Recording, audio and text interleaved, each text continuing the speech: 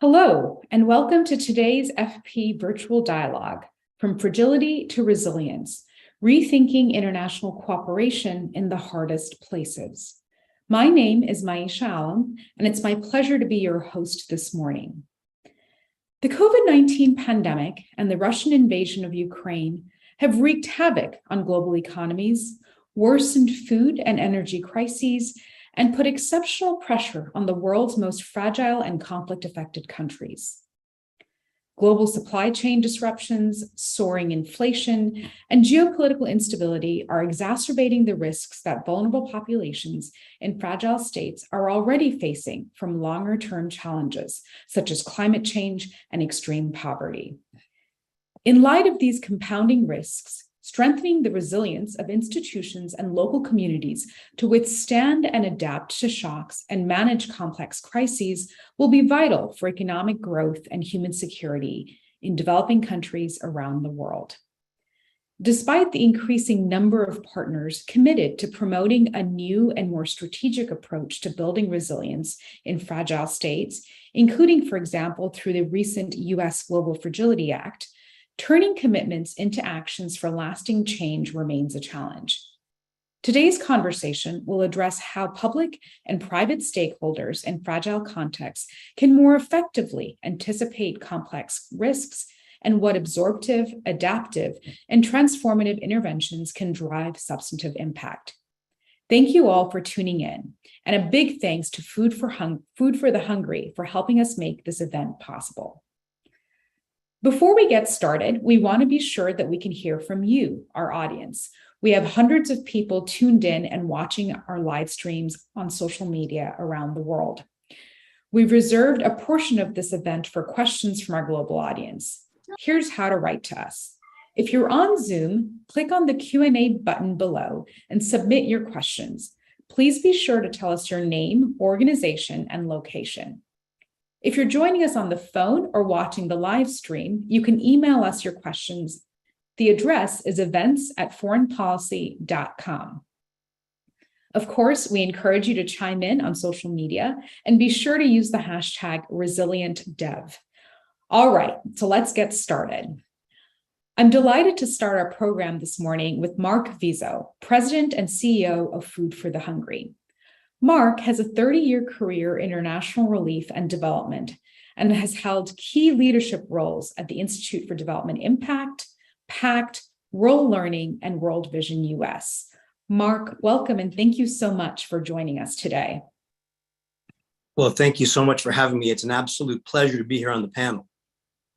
Wonderful. Well, let's get right to it. The OECD's flagship report on fragility in 2020 notes that there's an emerging paradigm, quote, from fragility to resilience, that's gaining traction with the US, EU, and multilateral institutions. What do you see as the main elements of this new paradigm? And does it move the aid community in the right direction for greater impact in fragile settings? Right. I think that's the right framing question. I come to this conversation with a healthy dose of humility and trepidation, not being an expert in fragility or resilience. But I come to it as a practitioner and 30 years of observing what states and communities go through time and time again. In fact, I'm calling in from our country program in Cambodia, which, as you know, is on the OECD list of fragile contexts. So, I think what I'm seeing and what Food for the Hungry we're encouraged to see as this emerging new characterization of resilience are four things. First, paradigm shift. Resilience isn't an intervention, it's not a project or even an approach. It's actually a shift in paradigm about it's a lens that we use to see and understand development, crises, fragility, and therefore should shape our response and our design of how we engage. 10 years ago, we would have been talking about resilience in the context of food security or climate adaptation, and now it's really a holistic, multidimensional, multi-sectoral issue. So I think we're seeing that it's really broken out of its siloification and is really a paradigm approach. Second, systems, not symptoms. I think what's really promising is that we're getting beyond their traditional strategies of growth and poverty reduction to embracing the fact that there are complex, multidimensional risks and root causes, systemic and structural causes for why countries, communities, and families are perpetually fragile, at risk, and taking a more systemic approach to our understanding of those challenges. We see that emerging. I think that's encouraging. Third, I think we need to focus on, and I'm seeing us focus on, the broken relationships that are a persistent pattern of exclusion and marginalization that's at the heart of many of the risks and fragility that we see, particularly in communities, but at the state level as well. Many people don't have access to infrastructure, services, market opportunities. And it's really around an unequal distribution of power and agency in a just structure and in just relationships that allow communities particularly, but also states and civil society to be resilient. And lastly, adaptation, adaptive management. If we have great designs that understand that resilience is a paradigm and good strategies, but we can't execute with that in mind, it's fundamentally insufficient to really make a difference. So those four things I think we're starting to see, and I'm certainly encouraged and hope that they continue. There's so much to unpack there, and I especially like what you said about systems, not symptoms. Let me pick up on a couple of things that you mentioned and specifically ask you this. In your opinion, who is responsible for maintaining and uplifting resilience efforts in these countries? Is it the US's continued responsibility? Does that shift to be an individual country-led effort? Or do other organizations and stakeholders need to take a more proactive role? Well, it'd be nice if we could just say, yes, it's that one actor. But, I think in an increasingly interconnected, interdependent world, it's really everybody's responsibility to contribute. It's in everyone's best interest to have resilient states, resilient communities, resilient economies, resilient societies. It makes us all better, makes us all safer. But at the end of the day, the ownership has to be with that particular context, that country, because it gives dignity and purpose. That country needs to lead and be able to lead in a way that fits where they're at and where they have aspirations to go. So though it's everybody's responsibility, we all have to contribute in a holistic, interconnected, interdependent way. We have responsibility to contribute, particularly around giving more voice to those contexts that are fragile and challenged by crises. But it really is the country that needs to own that approach. And then our job as civil society, as business, the second sector, the international community, to come around that vision that they have for their own country. It really sees, the first sector, second sector, third sector, all coming together in this emerging, we've all talked about this emerging fourth sector, a blurring of lines between the sectors, so it becomes a collective action to help these fragile contexts be more resilient and have a more resilient global community as a result. Your last set of comments actually provides a perfect segue to what I was planning to ask you next. Obviously, civil society, both local and global civil society actors, right, have an incredibly important role to play in the realization of this vision and the implementation of this paradigm. And so can you talk more about how the work that you are doing with Food for the Hungry is contributing to this new, more strategic way to build resilience, as you put it? And how does it support the commitments that have been put forward in the U.S. Global Fragility Act? Yeah, I sure hope so. I'm so pleased. We're so excited that the Global Fragility Act was passed, and we're expecting to see what will happen as the U.S. government, USAID, seeks to roll that out in a robust way. And we know they're committed to it, and they've been leading the way on that. But, I've been at Food for the Hungry for about 2 years, a little over 2 years, which in pandemic years is like a month. But, we celebrated 50 years last year at Food for the Hungry. And we're embarking on something we're calling a reimagination. How do we reimagine our role and the way that we add value in a world where rapidly emerging and converging forces are changing and rearranging the world as we know it, and in many inscrutable ways? And so we're grappling that fundamental issue. And, over the last 20, 30 years, I've just come to this conclusion, not being as informed as many people on the panel after this, but just as an observer and a practitioner, that resilience is at the core of what we have to focus on.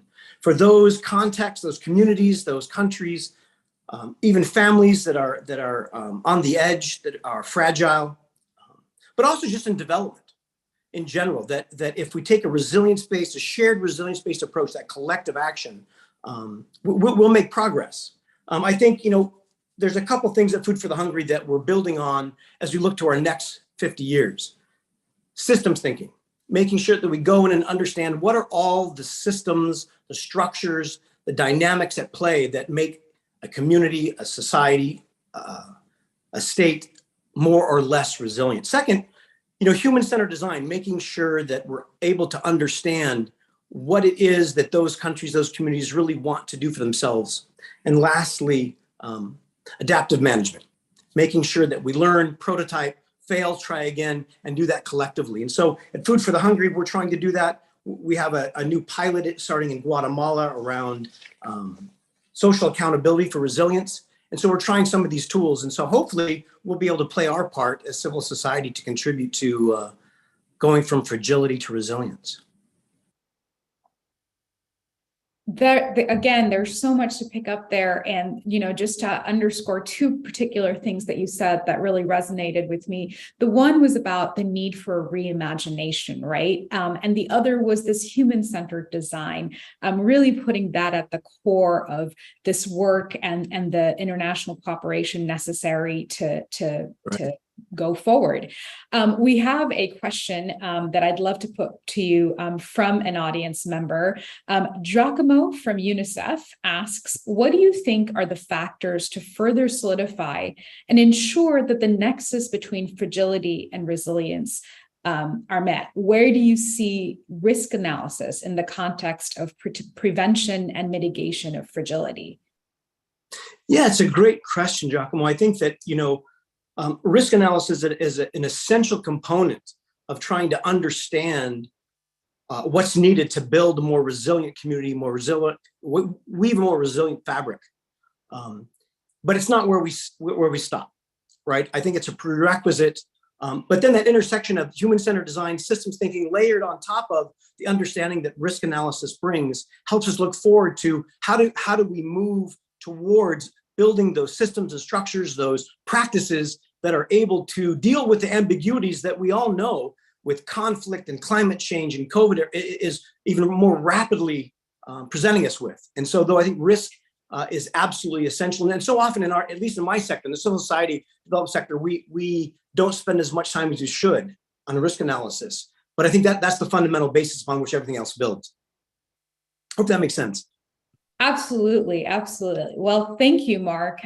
Those were really instructive insights to help us all understand the pressing need to take a new approach to resilience building in order to achieve sustainable impact, ultimately for communities in some of these most complex environments where you and many others work. I can't thank you enough for joining us. Thanks for having me.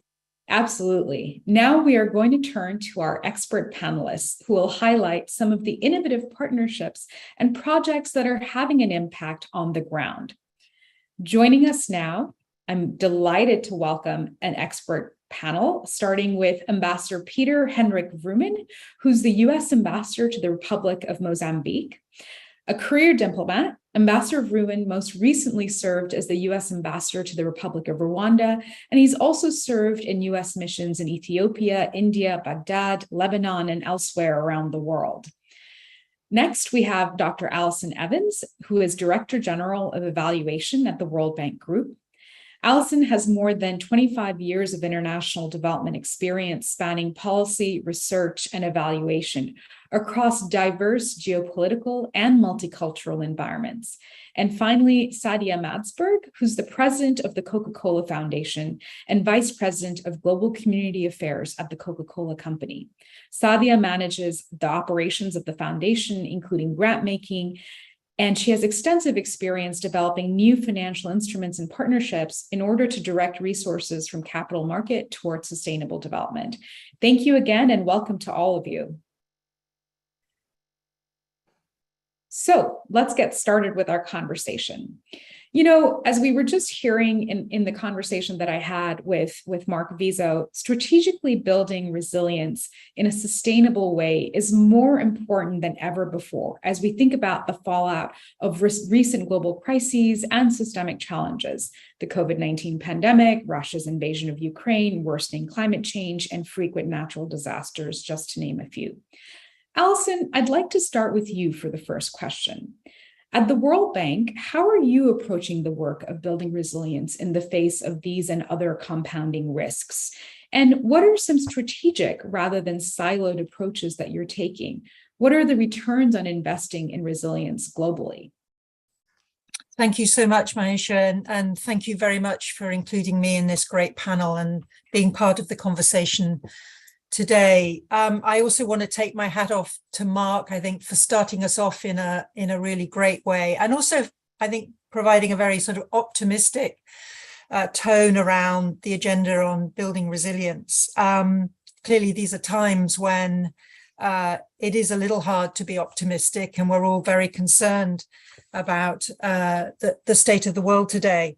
And I think it would be worth me saying at the top that from the standpoint that I have, leading evaluation across the World Bank Group, there are a lot of really difficult conceptual and methodological challenges in assessing the effects of interventions and investment designed to mitigate fragility or build resilience, which are made much more challenging by the fact that the context that certainly the World Bank Group is working in today are increasingly characterized by complexity, uncertainty, and subject to these sort of multiple interconnecting risks that actually make not only achieving and attributing development results very complicated, but also have the power to turn development gains into development losses before our eyes. And of course, we can see over the last few years in the context of the pandemic, many of the development gains that have been so hard won over the last 2-3 decades beginning to be challenged by deterioration in the economic environment and a resurgence of conflict in many cases. And I think this reality makes moving from fragility to resilience, the title of this discussion today, all the more important, all the more central to the development agenda.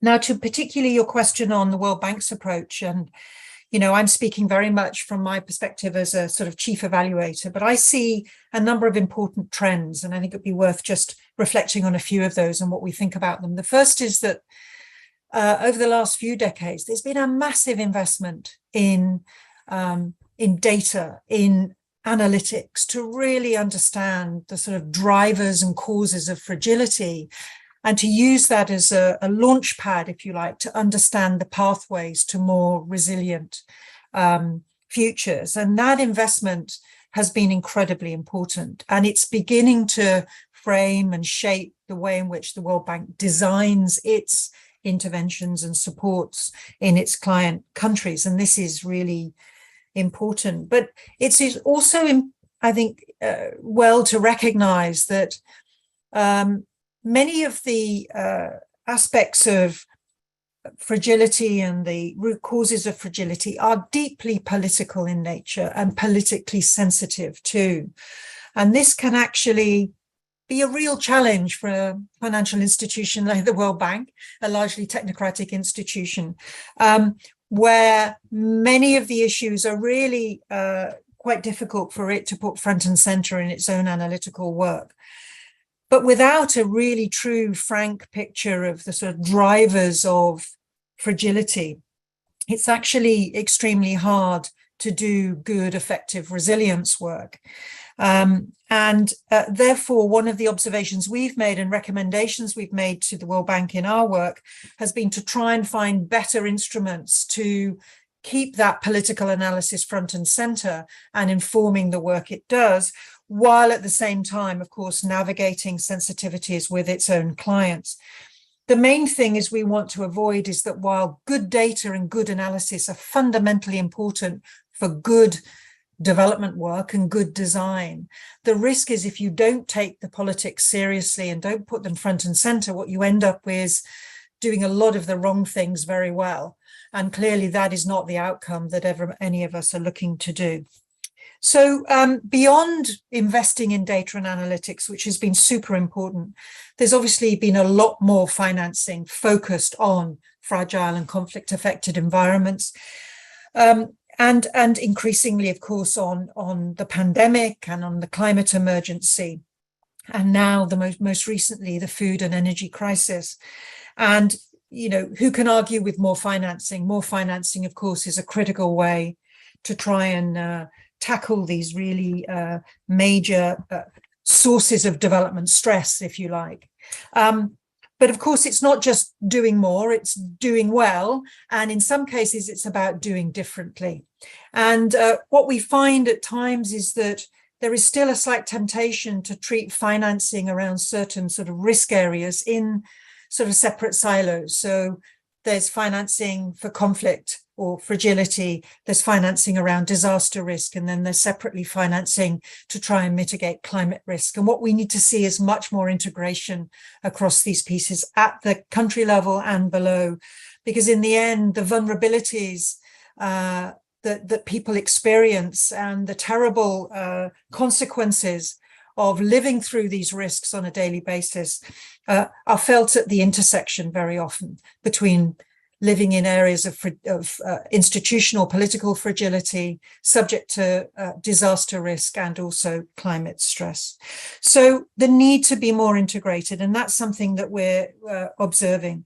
Just a couple of other points on where the bank is really trying to stretch and do things differently, but also where we would like, as evaluators, if you like, to see even more. There's being a pivot towards more focus on prevention and preparedness, and this is so important. It's taken a while, but it's definitely now front and center, I think, in the World Bank Group's agenda, and particularly the agenda of IDA, the concessional arm of the World Bank. And this has meant much more emphasis on agendas around institutional strengthening, investing in the ability at the system level, as Mark said, not symptoms, systems, to anticipate and assess risks, pre-positioning investments in human capital, human development, so that people are more resilient in the face of shocks, but also about doing some things differently around working more regionally. You know, these risks rarely respect borders, so working more regionally, but also working in partnership. And sometimes with unusual partners that are not the usual suspects, but maybe local partners, certainly partners within the private sector. This is an area of real shift, I think, and a promising area. And there's still a lot more to do. But I think in the context of the World Bank's COVID response, we've seen a number of these changes in direction really paying off in terms of the quality of support to client countries. And then finally, to your question about the returns to investing in resilience, you know, that many attempt to put a single number on that, but I think we know that that's actually incredibly different. But there's no question that investing in resilience is not, it, you know, has some multiple dimensions. It's very much around trying to reduce the incredible costs that currently exist in terms of sort of disruption to infrastructure, to economic activity.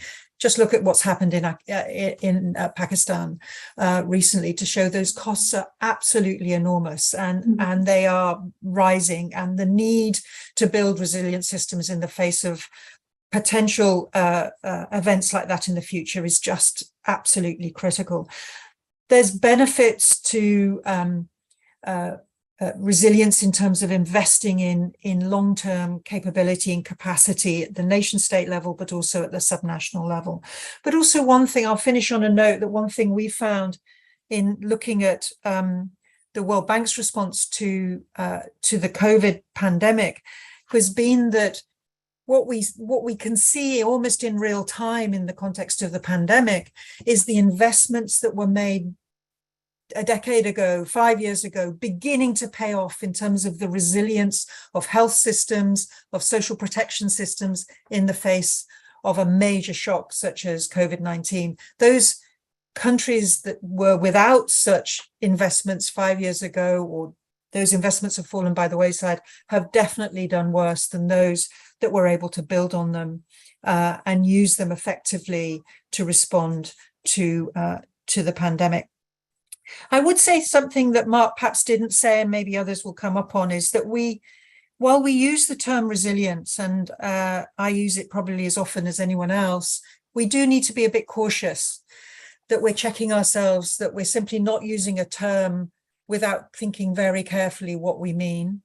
Resilience for whom, in what form, and also crucially that we don't simply think that if we say it often enough, it will happen. This is a very active process.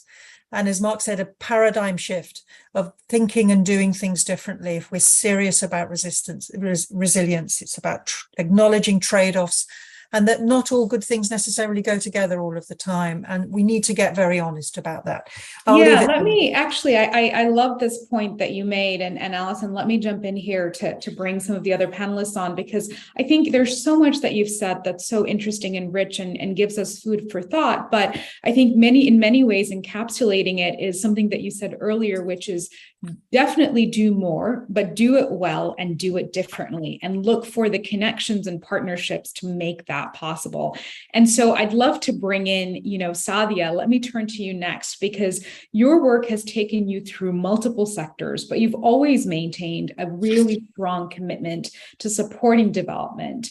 And I'd love to hear from you, how are you in your current role as the head of the Coca-Cola Foundation thinking about the relationship between supporting development and building resilience that, Alison and earlier Mark touched on?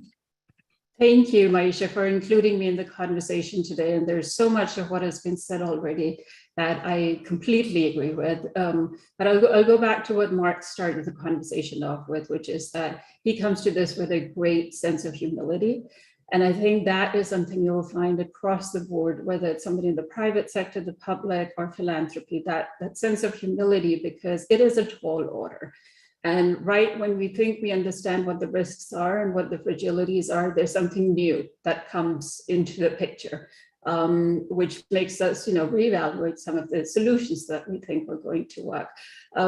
Absolutely agree with what has been said in terms of the importance of building the capacity in communities, in individuals, to withstand the shocks and stresses for the long-term sustainable development efforts to really come to fruition.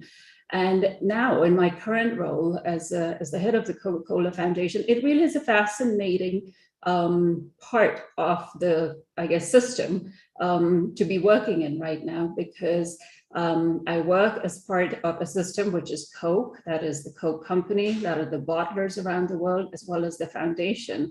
And we have these conversations continuously, which is, what can we do in the communities where we operate, both in terms of the contributions that the company can make in terms of direct investments and sustainable growth and development, but also where does the role of its philanthropic resources in terms of the foundation really come into play? And how do we work collectively within that system, but then collectively across all of these sectors that we're talking about as well, to address those challenges. And, Mark was talking about the 50 years milestone that they're about to celebrate.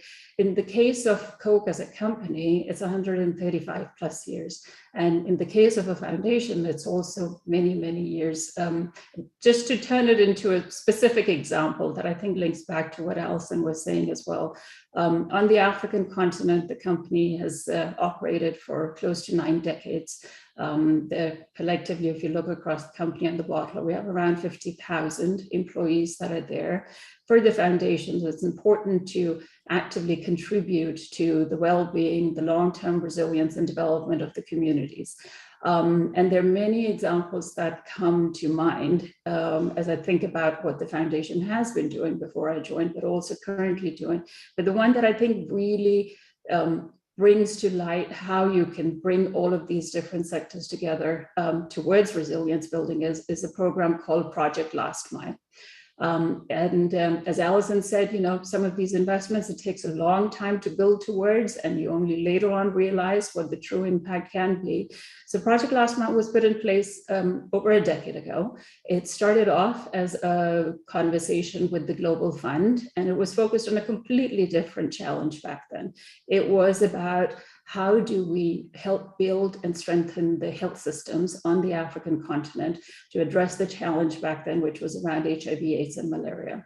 And in many cases, what you find is that the logistics, the supply chain, the infrastructure to provide those services isn't well developed. Just to make it a little bit more colorful, it's this idea of you can get a bottle of Coke practically anywhere in the world at the right temperature. But at the same time, we also have challenges, massive challenges in those same areas, just getting basic medicine to those communities. Figuring out how to not just logistically get the medicine there, but also how do you then maintain it? How do you do the delivery of it so that it's effective? So it started off as that, has truly turned into a multi-sector partnership with USAID, PEPFAR, Global Fund I mentioned, Gates Foundation, ourselves, and the company as well. And it hasn't been about what can we do with the company's supply chain and logistics. It's been around how do we take that expertise that exists there and bring it into the health systems so that that gets strengthened over time. And there are lots of interesting case studies and examples. There's work that was done in Mozambique, Ambassador, and you're there now. And so you may have come across it or not, but it was, you kind of look at the logistics challenges of getting around the country. How do you do it at the time where there's severe, weather conditions that prevent you from doing that? And there was a lot, working with the bottler in the country, saying what are the analysis that we use? What are those systems? What are those capacities? How do we work with the local government to put that in place? And it has massive impacts over time. That's like drive time analysis and optimization things, right? Sadia, let me jump in here because honestly, I couldn't have asked for a better transition or design one. And I love that you, referenced exactly an example and a lesson learned from Mozambique. And by the way, I'm delighted to say we're getting a lot of audience questions. Please keep them coming. But before I go to the audience, I want to bring in Ambassador Vrooman and pick up exactly where Sadia left off in offering the example of Mozambique. Ambassador Vrooman, with Mozambique being one of the strategic partners of the Global Fragility Act, which calls for a whole of government approach to addressing fragility, what does resilience building look like? And how are you partnering with the government of Mozambique to implement the GFA and ultimately strengthen resilience? Well, thanks very much. And it's a great opportunity to segue off of what Sadia said about Mozambique. PEPFAR has been a tremendous investment in Africa and is probably one of the greatest examples of resilience in terms of building up health systems, which when hit by whether it's a cyclone and the health cholera outbreaks that come after it or the COVID pandemic, has enabled countries like Mozambique and many others to be able to respond with a public health response. So that's one area where we've built trust with government over a long-term investment that's built up resilience. Now, before I answer about the question about Global Fragility Act and how we're working with the government of Mozambique, I wanted to address the question of resilience. And in a way, it is the risk, as Alison said, of it being overused or even jargonized, right? So I looked it up, and it means bounce back ability. It's often applied to individuals. How do individuals bounce back from a blow, whether it's pandemic, mental health issues, and the like? But in terms of systems, as we're focused on here, and states, it often is about how does governance take hold. And Mozambique, they've dealt with colonization at a very late date, and the fights that surrounded that period of time in the 70s, and followed by 17 years of conflict that left almost 1 million people dead. But in the last 30 years, the government and the opposition parties have really a thing to teach us, I think, and many people are looking forward to Mozambique joining the Security Council, because they have been able to resolve some of these deadly conflicts through negotiations. In the words of former President Chissano, engolir sapos, which means to swallow a frog or a toad. And it's something distasteful, and yet Mozambicans have been able to overcome political differences and been able to overcome the legacy of conflict, death, and destruction to be able to make peace. And I think that basis in which we were a partner in that, and both in 1992 and more recently, we've been able to work with them. And actually this fund, the Global Fragility Act, gives us a certain amount of flexibility to help cement peace in Mozambique. So for example, we're going to be supporting the UN-led process for the demobilization of some of the Renamo fighters by giving them reinsertion packets so that they're able to return to their homes and communities and rebuild their lives. That's just a small part of the 13 or $14 million that we're having. But as I think others have mentioned, it's not about the money per se, but the agility and being able to adapt to circumstances, listen to the field, and us in turn listen to the government. What are their needs? Because ultimately, Global Fragility Act, or this our strategy for the prevention of conflict and promotion of stability, if it doesn't resonate with government, it won't take hold. And if it doesn't resonate and respond to civil society, it won't make a difference. So we're going to be keen for having some of those metrics from the World Bank and from our partners. And the challenge, I think, going forward is going to be, how do we make sure that what we're doing has impact, and then to pivot if something is not. If we fail in some respect, to find some other mechanism that works. And I think there's a tremendous amount of examples out there that we can draw on. I'm not a development expert, so I'll be humble, and maybe some of our audience will have questions for all of us. Thank you so much, Ambassador Vrooman. And I want to come back to a couple of things you talked about just now. But before I do that, I'd love to bring in an audience question. Allison, I'm going to turn to you with this.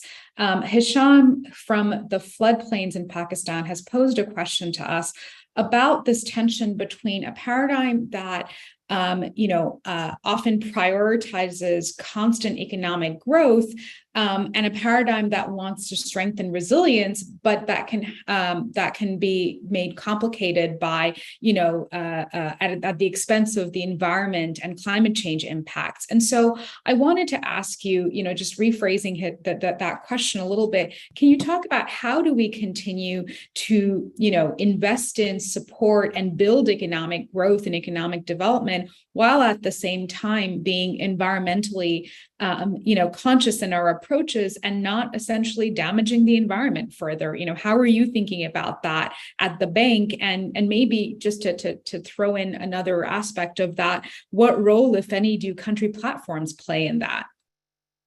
Thank you very much for that question, which I think is a very important one. I mean, this tension, or this almost sort of clash of potential paradigms around, sort of growth and potentially sort of managing responses to the environment, to climate. I think there is a way of sort of reconciling this, which doesn't require us to sort of go down necessarily the sort of degrowth path or whatever. But I think increasingly the way the World Bank is thinking about this is that, ultimately prosperity is a really important part of the equation of resilience.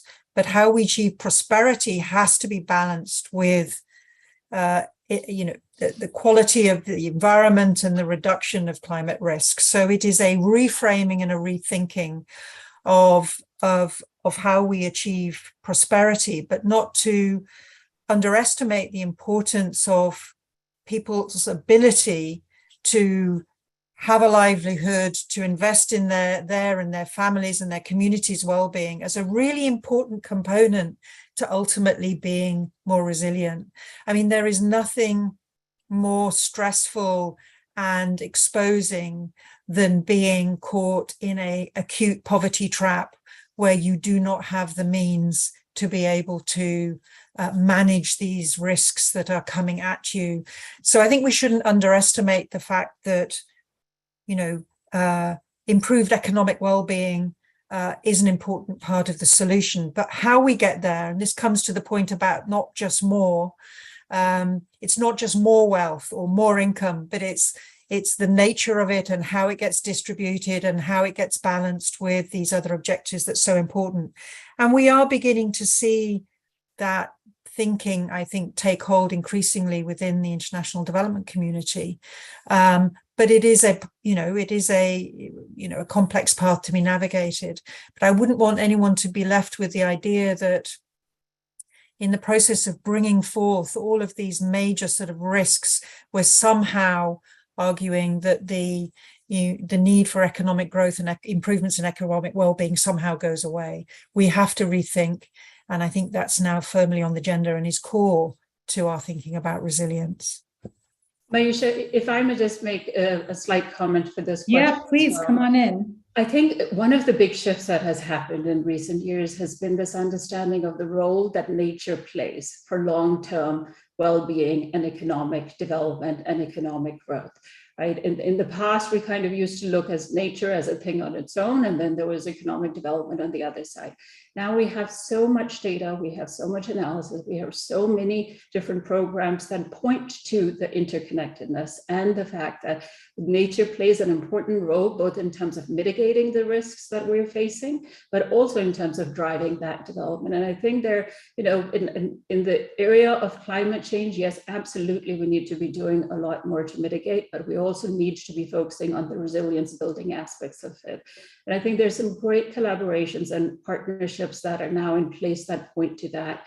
The global water funds that the Nature Conservancy pioneered a long time ago, and now there are more than 40 of them, have that exact thing at the core of it, which is nature plays a certain role. How do we bring together the communities to understand how to do the agriculture piece, how to do the development, how to do all of these things? So we're protecting those assets along the way so that when we turn on the tap, there will be water available there, and it'll be of the quality and the value that we would want to have. So I think there's a lot to unpack there, but maybe this links back to the question you had from the person at UNICEF as well, in terms of understanding the risks and then building that into the programs that we do put in place. Thank you, Sadia. And I really appreciate both you and Allison and also our audience members, giving us that reality check to say, hold on a second, can we do any kind of resilience building and strengthening of resilience for communities without responsibly stewarding nature and natural resources. And I think both of you have said this work has to be done in tandem. I know we're nearing the end of our time, but I want to bring in Ambassador Vrooman and maybe also Sadia and Allison, if we have time, for a question that I'd love to pose to all of you. One of the wonderful things about this composition of this panel is that, Ambassador Vrooman, you've been a public servant now for decades and served, on behalf of the U.S. government all around the world. Sadia, you have transitioned between philanthropy and civil society and now the private sector. And Allison, you are so steeped in an understanding of and leadership of multilateral institutions. So your career trajectories have been quite different, and yet obviously there is this shared commitment to the same set of issues that we've been discussing today. So let me ask you this. Can you share any really key lessons learned on trying to build resilience over the course of your careers globally? What are the examples of success, and what are the things that you would say is this was a humbling moment, but something that really taught us something important? So let me pose that to all of you, and maybe Ambassador Vrooman, I'll come to you first and then go to the others. Thanks very much. And I think that I have seen a lot. And one of the things I would just underscore is, even as we look to data to drive a lot of decision makings on large scale investments, I think we also have to look at the social cohesion that enables communities to bounce back. And so, for example, we have a private-public partnership with the Greg Carr Foundation in what's called Resilient Gorongosa. And there, we're not just focused on trying to restore or help Mozambicans restore Gorongosa, their Yellowstone, if you will, by bringing back animals, but really looking at the communities around the parks to think about how holistically we can improve better lives, have them have a stake in being the rangers and the teachers and to have them feel pride and ownership in that park. So that's a recent experience that I found very vivifying. I would just throw back in terms of my experience and a way in which resilience can be more broadly spread. I think the productive safety net in Ethiopia, of which Food for the Hungry was a part, was quite critical in securing the livelihoods of millions of people during times of drought, which unfortunately, as all the panelists have said, we're going to see these wild swings in climate that will have major effect on people's lives. So we have to look at those programs that are successful, and that would be another one that I have seen that helped save the lives of millions of people in Ethiopia, with many partners working with the government of Ethiopia in that case. Back over to you. That's fantastic. And thank you for both the recent example as well as kind of from different contexts, what you've learned. Maybe I'll come to you next, Allison, and see, what you would like to add to this question. So I think it's a great question, and I'm just going to highlight sort of 3 dimensions and try and give a couple of examples. So I think in my career, and this extends beyond my time at the World Bank, I've always come back to this notion that it all starts and ends with ownership, really. We need those who have a stake to be central to the conversation, to be central to the solutions, and that can include and must include those within national governments, but it has to include civil society, communities, and others. And that notion of ownership, sometimes, again, we sort of say it and don't always pause to think, what do we really mean? But it is absolutely fundamental. Top-down solutions in this domain, I think, are not the answer. We really do need, solutions that lie with those who have most stake. And I'm just reminded of an activity that was actually a sort of multi-partner activity that the World Bank was involved in the Sahel to undertake a big sort of risk and resilience assessment. And it was a piece of analytical work, but what has flowed out of it is a whole series of initiatives, regional and national, within Sahelian countries, that really try to focus on sort of homegrown solutions to rebuilding resilience.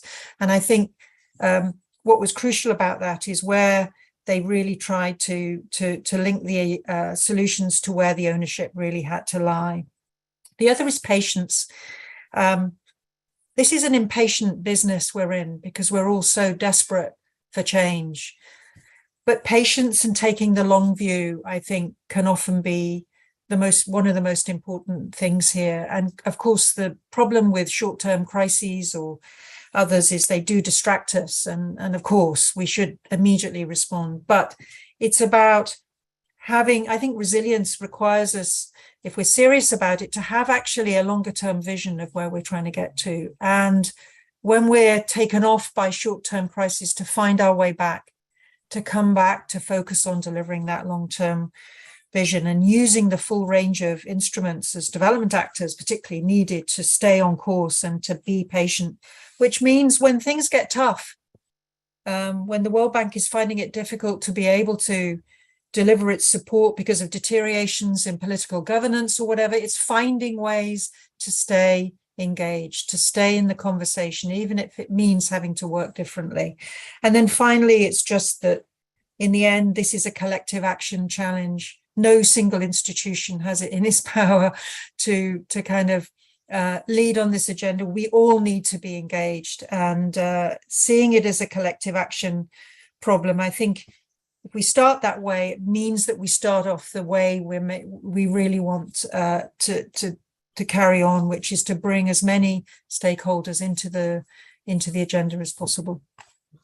Thank you, Allison. And there's so much there that I think applies well beyond your comments on patience and otherwise beyond this sector, but certainly definitely on the issue of resilience. Sadia, I obviously want to bring you in and ask for your reflections as well. And while I do that, I'm going to actually incorporate, if you'll allow me, a question from another audience member.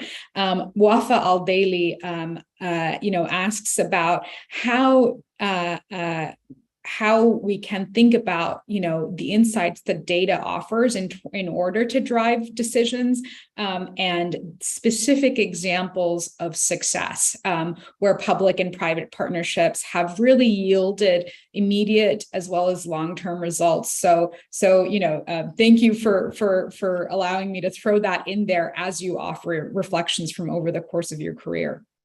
Thank you. Well, Alison just reminded us that we all need to take a long view and be patient. So both the immediate and the long term in one might be difficult to capture. But let me pick up where Alison left off around the importance of collective action. It is true with the big challenges and their complicated, complex issues that we're all trying to address with, there is no one sector and there is no one institution that can go it alone. And there is a lot of need for creative thinking in terms of how these partnerships come together. And I would say, drawing on the experience, whether it is the Water Fund that I just mentioned or other programs, it's about understanding what that unique contribution from each entity can be if we want to build something lasting. So that's one thing. Talking about the turning data into intelligence, right? And from intelligence to wisdom, there are multiple steps that happen there. It's not just enough for us to collect it and then say we have it here. I'm reminded of one example. It was a big program that the Rockefeller Foundation, when I was still there, had helped launch, and it was around food insecurity on the African continent.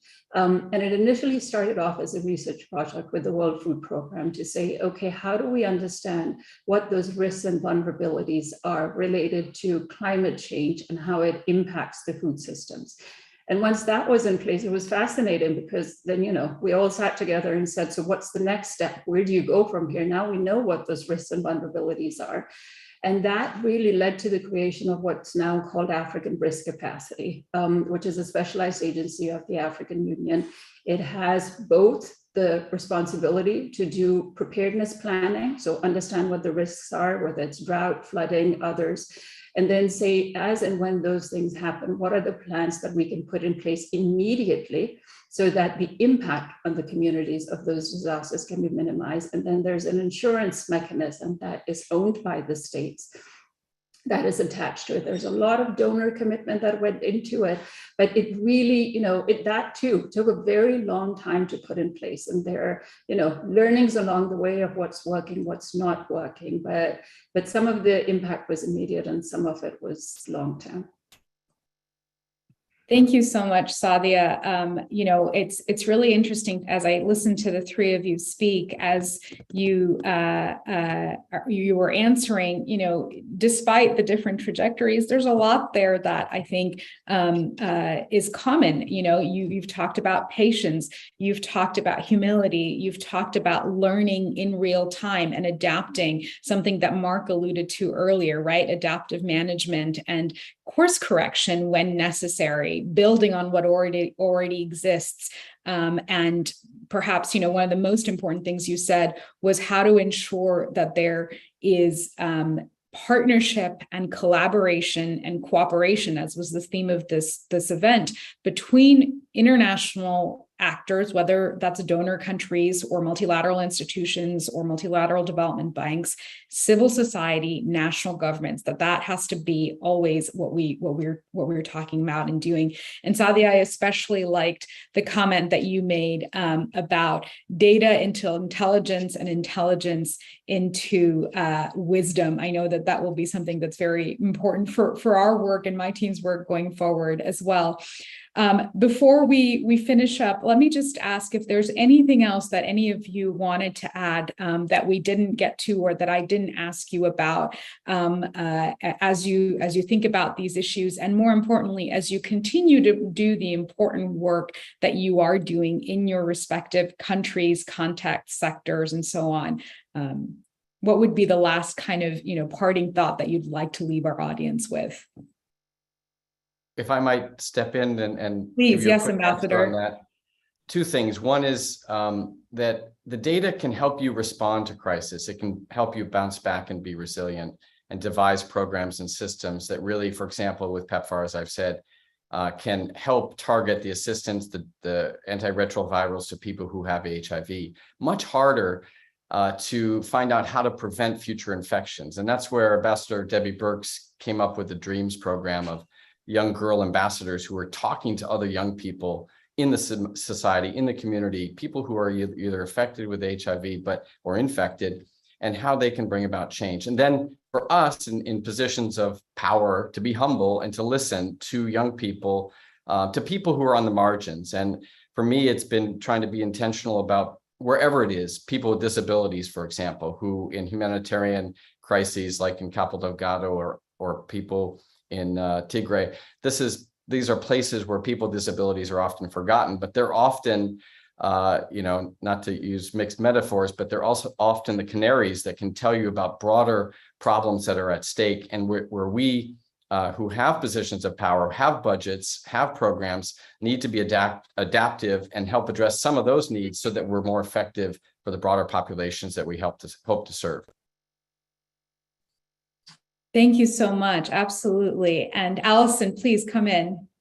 So that's a great intervention there. And I was thinking as we were talking as well that, there's something about those of us who work as development practitioners or work in the field of international development that we need to also adjust our own mindsets and work very hard to do so, I think, if we're really putting resilience at the center, which also, if I think about it, probably means adopting more of a 360-degree vision, that we can't just be sort of looking forward in sort of narrow silos. We have to be constantly scanning the environment around us and asking, to Sadia's point about the sort of the role of nature and the environment, and then of course some of the ways we've been used to working in the past around building capacity or supporting economic growth. We've just got to be subjecting all of that to a sort of critical mindset, to a bit of skepticism and looking 360 degrees. And with that mindset change,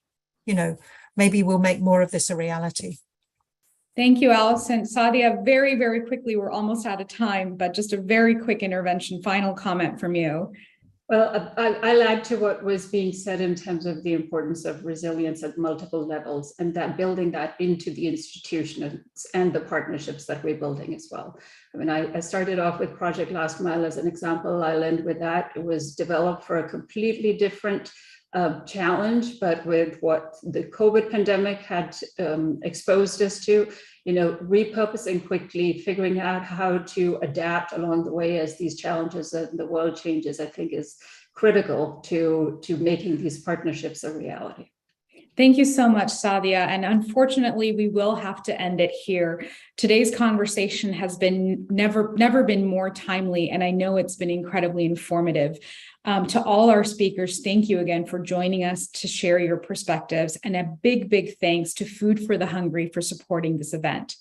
There's more to come from FP this month. Join us next week for a series of events taking place alongside the UN General Assembly in New York. Tune in Wednesday morning, September 21st, for FP's second annual Tech Forum, which will bring together leaders from government, industry, and civil society to discuss pathways to strengthen connectivity in an increasingly fractured world.